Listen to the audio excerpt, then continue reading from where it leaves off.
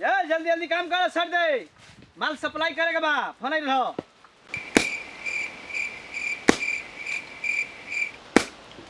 हो गया, काम हो गया, जल्दी जल्दी माल लोड करो। हो गया।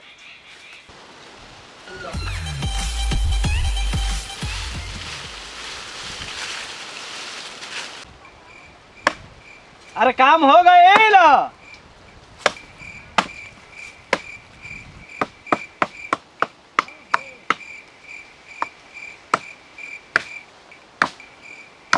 हाँ मालिक, हो गया।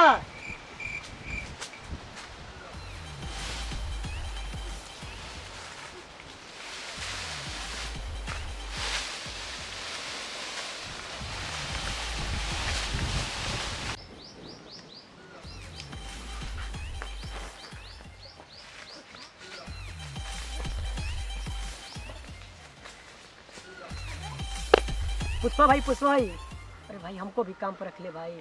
हमारे पास देवे खाती का बा? अरे भाई रुक, कहाँ जा रहा है भाई? मालिक हमको भी बदलना है, तेरे साथ नाम और पैसा दोनों कमाएंगे।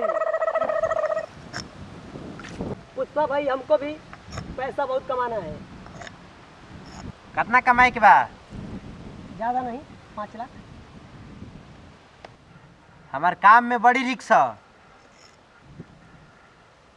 तोरा के देवे खाती हमारे पास एकरा ले कुछ नहीं खे। No, no, no, no.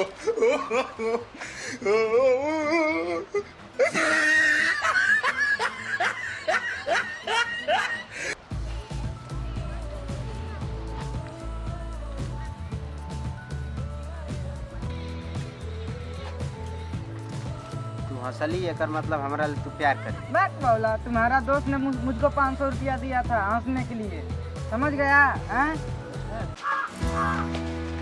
जल्दी जल्दी जल्दी जल्दी जल्दी जल्दी करो।